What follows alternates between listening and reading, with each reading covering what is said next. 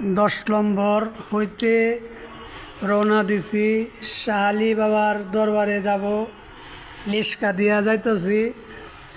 রাত্রের বেলা তো চতুর্দিক দিয়ে অন্ধকার, কিন্তু ঢাকার শহর তো প্রসর আছে, দেখা যায় মোটামুটি মানুষ চলছে। আমরাও চলছি, লিস্কা দিয়ে যাইতেছি। বাসে উড়া জানা খুব জাম। যাব শাহ দরবারে, চিন্তা ভাবনা করলাম। আরেক পিছিয়ে লইছি, চল যাই শাহ মাজারে। 2 নম্বর পর্যন্ত গেছি আমরা, এখন বর্তমানে 2 নম্বর আছি। যাইতাছি যে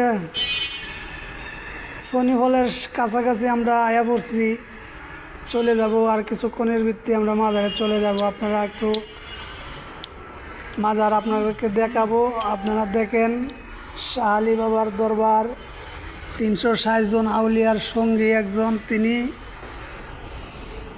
মিরপুর 1 নম্বর শাহ মাজার, সে মাজারে রওনা দিছি আমরা। মাজারের সামনে আমরা আইসা পড়ছি। এই যে মাজারের ভিতরে ঢুকে গেছি গা।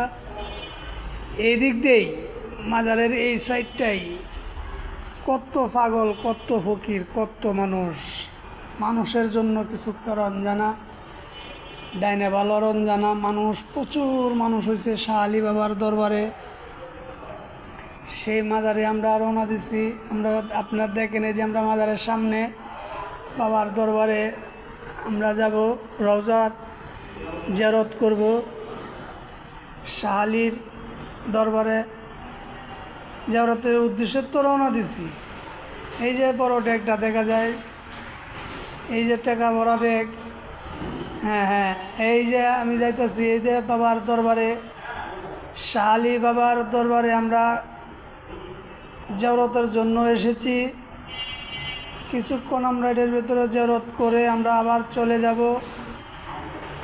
মানুষ, প্রচুর মানুষ হয়েছে, মানুষের জন্য আমরা লড়তে পারি না।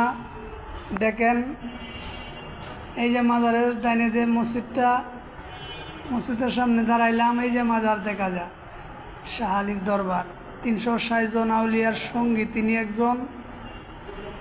তিনি আছেন মিরপুর 1 নম্বর শাহ দরবার। আমরা এসেছি, অনেক পাগল ফকির এসেছে। বিভিন্ন জায়গাতে বিভিন্ন কাফেলা বইছে, গান বাজনা চলছে, উড়া দুরা। জুনায়েদ।